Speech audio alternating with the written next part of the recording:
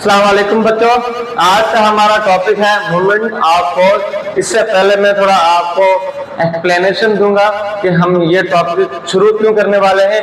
ये आज का जो हमारा टॉपिक है ये बहुत ही अहम है। मैंने आपको पहले भी बताया था कि आप अक्सर अपनी डेली लाइफ में दरवाजा खोलते भी हैं और बंद भी करते हैं। दूसरे नंबर पे हमारे पास सवाल ये पैदा होता है कि आम वर्कशॉप पे आप चले जाएंगे तो नट खोलेगा तो स्पेनर के साथ खोलेगा। अब स्पेनर के ऊपर क्या लगाएगा? फोर्स लगाएगा, या पुश लगाएगा या तो पुल लगाएगा। फोर्स में दो चीजें आ रही हैं, एक तो हमारे पास पुल इनटू पुश, इसको हम क्या बोलते हैं? पुल इनटू पुश। ठीक है, ये हमारे पास दो चीजें आ गई हैं। अब इस अमल को हम क्या बोलते हैं? जोर का अमल। उसके बाद सवाल ये पैदा होता है कि अगर मैं दरवाजा खोलूं तो या तो मैं पुश करूंगा या तो पुल करूंगा, तो दरवाजा तो जाहिर है खुले या बंद हो। अब उसके अंदर एक सवाल यह पैदा होता है कि मैंने उसको जोर लगाया, उसके बाद क्या पैदा होगा? जोर के साथ साथ उसके अंदर क्या पैदा होगा? जोर के साथ साथ डिस्टेंस ट्रेवल होगा। क्या पैदा होगा? डिस्टेंस ट्रेवल होगा, जिसकी वजह से हम उसको बोलते हैं लेंथ, यानी हम उसकी लंबाई भी चेक करेंगे। उसने जो जोर लगाया, यहाँ पे एक सवाल पैदा हो गया। इसकी डेफिनेशन, बाय डेफिनेशन पे हम आते हैं। The turning effect of force is called movement of force or torque।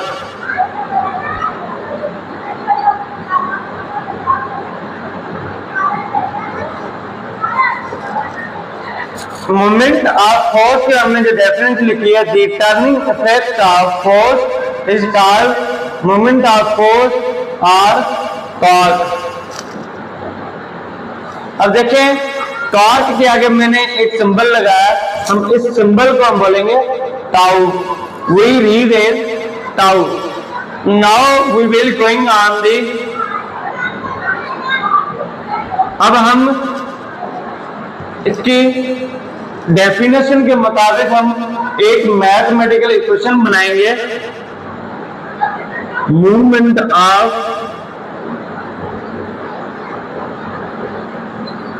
Force equal to the distance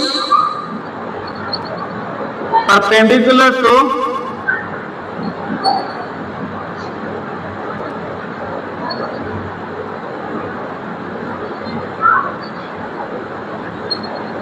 to the pivot, to the pivot multiplied with force applied,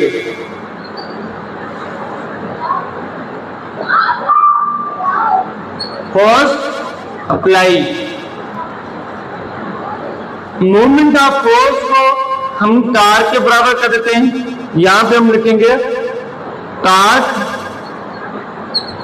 और distance perpendicular to the pivot. अब इससे मुराद ये है कि हमारे पास एक दरवाजा खुलता है, एक दरवाजा खुलता है। अब उस दरवाजे ने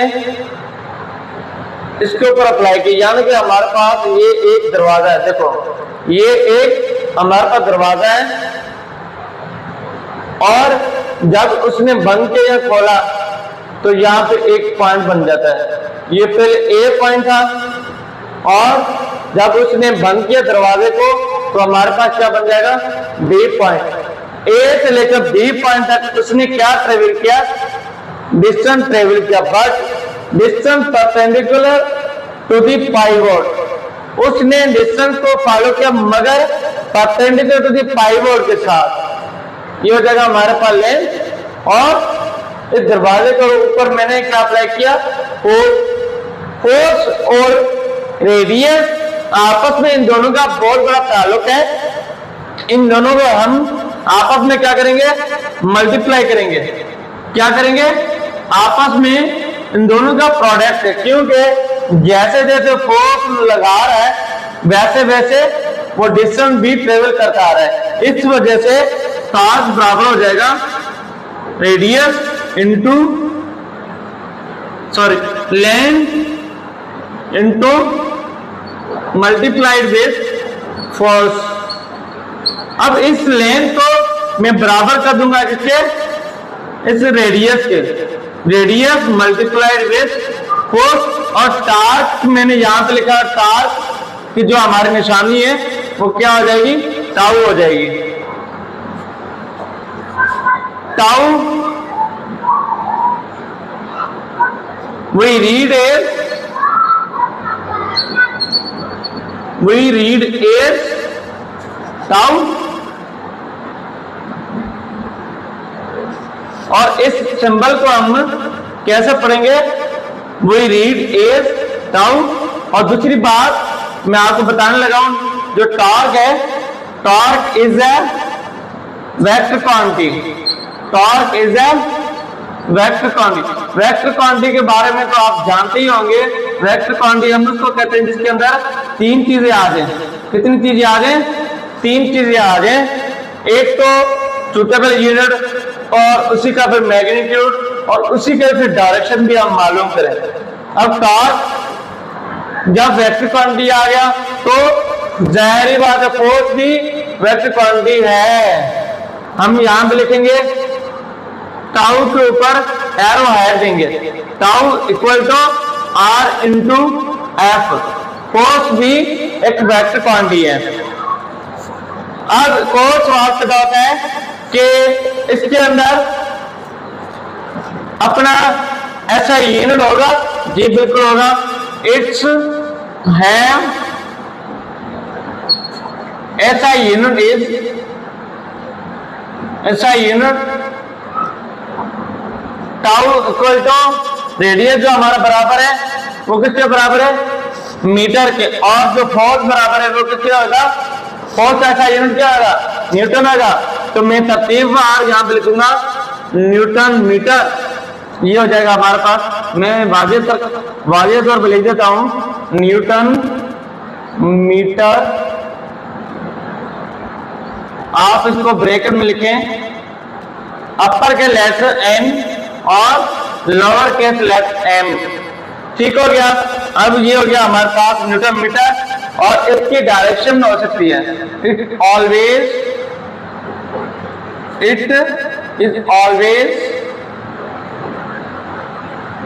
follow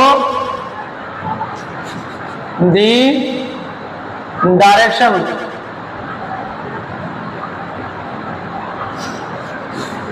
then he must be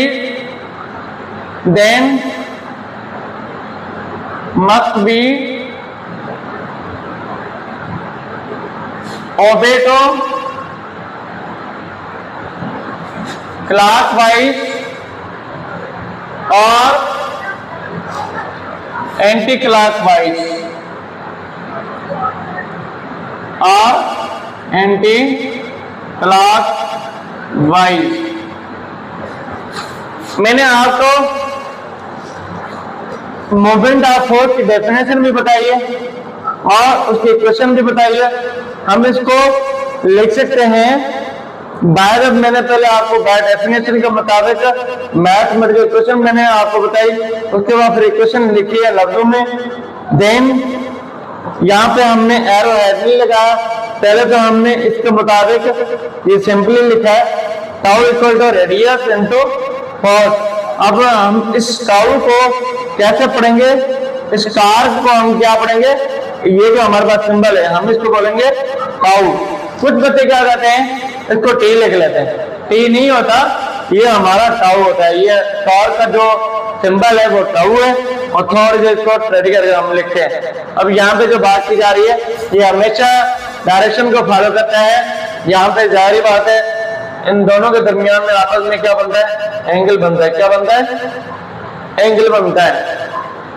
एक और सवाल पैदा होता है कि अगर हम डायरेक्शन को फॉलो नहीं करवाएंगे क्या ये हमारा टॉर्क बनेगा? नहीं। और दूसरी बात ये है कि अगर आप चाहें उसको क्लॉकवाइज घुमाएं, चाहे आप इसको एंटी क्लॉकवाइज घुमाएं। अगर आप एंटी क्लॉकवाइज घुमाएगा तो फिर आप जवाब भी वही आएगा जो अपोजिट में आएगा। अगर आप इसको क्लॉकवाइज में घुमाएंगे तो जवाब भी वही आएगा जो हम जिसकी तरफ लेके जाएंगे। जिस डायरेक्शन में आप लेके जाएंगे उसी डायरेक्शन में आपको जवाब मिलेगा। अब एक हमारे पास क्या है, न्यूमेरिकल ला क्वेश्चन नंबर, ये हमारे पास 5 है, 5 का हमारे पास बी है। क्या होगा क्वेश्चन नंबर 5 का बी? उसमें कहा जा रहा है कि स्पैनर की जो लेंथ है वो है रेडियस इक्वल टू 0.3 मीटर और वहां पे टार्क दिया गया है 300 न्यूटन मीटर। उसके बाद कहा जा रहा है कि आपने जो फोर्स अप्लाई किया है उस स्पैनर के ऊपर जिसकी लंबाई है 0.3 मीटर और जो टार्क हमारे पास है वो 300 न्यूटन मीटर, तो उसी हिसाब से उसका फोर्स मालूम करें। क्या मालूम करें? फोर्स मालूम करें। यहाँ पर जो क्वेश्चन मार्क नंबर 2 दूसरे नंबर में बात ये कही जा रही है जिसमें टॉर्क को इंक्रीज करके और वहां पे उस स्पैनर की लंबाई कितनी हो सकती है। स्पैनर की लंबाई मालूम करने के लिए हम यहाँ पे टॉर्क की वैल्यू लिखेंगे 500 न्यूटन मीटर। ये हमारे पास एक न्यूमेरिकल है, उसके मुताबिक हम इसको सॉल्व कर रहे हैं। अब देखिए हमारे पास सवाल क्या पैदा होता है, हम उसके बारे में हम जानना चाहेंगे। हमारे पास सवाल ये है कि सबसे पहले फोर्स मालूम करें, फोर्स मालूम करें। अब एज वी नो दैट, जैसा कि हम जानते हैं, एज वी नो दैट, जैसा कि हम इसके बारे में जानते हैं, tau equal to r into f. Tau और कोस के ऊपर दोनों के ऊपर हम रेक्टिफाइंग एरो हेड लगाएंगे। अगर हम इसके ऊपर एरो हेड में नहीं लगाएंगे तो हमारा ये सवाल गलत हो सकता है। अब देखें हमने मालूम क्या करना है, पहले फोर्स मालूम करना है। तो यहाँ पे अब क्या करना है, ये जो आर है ये टाउ के नीचे किलोमीटर में आ जाएगा, जो टाउ है वो मिनट में रहेगा क्योंकि हम यहाँ पे बाई क्रॉस मल्टीप्लिकेशन कर रहे हैं। क्या कर रहे हैं यहाँ पे, आप बाई क्रॉस मल्टीप्लिकेशन कर रहे हैं, जिसकी वजह से ये टाउ इक्वल टू, अच्छा टाउ ओवर आर हो जाए, एफ इक्वल टू टाउ और आर हो जाए। अब टाउ की वैल्यू क्या है हमारे पास जो पहले गिवन है, f equal to 300 newton metre और हमारे पास जो रेडियस है, रेडियस की वैल्यू क्या गिवन है हमारे पास, रेडियस की वैल्यू है 0.3 मीटर, 0.3 मीटर। अब यहाँ पे आपको साफ साफ नजर आ रहा है और डिवाइड हो सकते हैं, यानी कि जो नोमिनेटर में सेम वेरिएबल और डिनोमिनेटर में दोनों में सेम वेरिएबल्स मौजूद हो तो हम इसको सिंपलीफाई कर सकते हैं। अब हमारे पास जवाब क्या आएगा, अगर हम इसको डिवाइड करेंगे 300 ओवर 0.3 तो हमारे पास आ जाएगा कौन सा ऐसा यूनिट क्या आएगा, 1000, सॉरी कौन सा ऐसा यूनिट क्या है, न्यूटन है। और हमारे पास जवाब क्या आ गया, न्यूटन। ये आ गया हमारे पास पहले कंपाउंड का जवाब। ये किसका जवाब आ गया, पहले कंपाउंड का। दूसरा नंबर हमारे पास है रेडियस। क्या है, रेडियस है। आप इस रेडियस को फाइंड आउट करने के लिए वही हम फार्मूला लगाएंगे R इंटू एफ, और ये हमारे पास नंबर दूसरा फाइंड आउट करने जा रहे हैं, we will be find out the value of the radius. अब हमारे पास क्या है, यहाँ पर रेडियस गिवन है और टाउ यहाँ पे लिखे आप, टाउ और यहाँ पे हो जाएगा एफ, और रेडियस मालूम करने के लिए हमने रेडियस यहाँ पे रख दिया। पहले हमने क्या किया था, यहाँ पे रेडियस रख दिया, अब टाउ के नीचे एफ रख दिया, तो हमारे पास जवाब आ जाएगा radius equal to tau two. अब देखें यहाँ पे टाउ की वैल्यू गिवन है 500 न्यूटन मीटर और हमारे पास रेडियस वैल्यू नहीं है गिवन, तो हम क्या करेंगे टाउ ओवर एफ, क्या आएगा टाउ ओवर एफ। ये मालूम करने जा रहे हैं। रेडियस हमारे पास गिवन नहीं है, क्योंकि हमारे पास सवाल ये कर रहा है कि स्पेनर की लेंथ मालूम करें जबकि उसको टार को बढ़ा दिया गया है। पहले 300 न्यूटन मीटर था, अब यहाँ पर हमारे पास क्या है 500 न्यूटन मीटर है। अब यहाँ पे अब क्या करोगे आप लोग उनको डिवाइड करेंगे। किसके साथ डिवाइड करेंगे? आप फोर्स के साथ डिवाइड करके देखें। फोर्स हमारे पास वो होगा जो हमने पहले फाइंड आउट किया। यहाँ पे ये हमारे पास है गिवन है, पहला जो पार्ट हमने ढूंढा है 1000 न्यूटन, यहाँ पे हो गया। अब देखें सिंप्लीफाई करना है ना, रेडियस बराबर है न्यूटन और न्यूटन कैंसिल हो जाएगा। अब इसका जो जवाब आएगा 0.5 मीटर, ये आ गया हमारे पास, दैट इज द आंसर।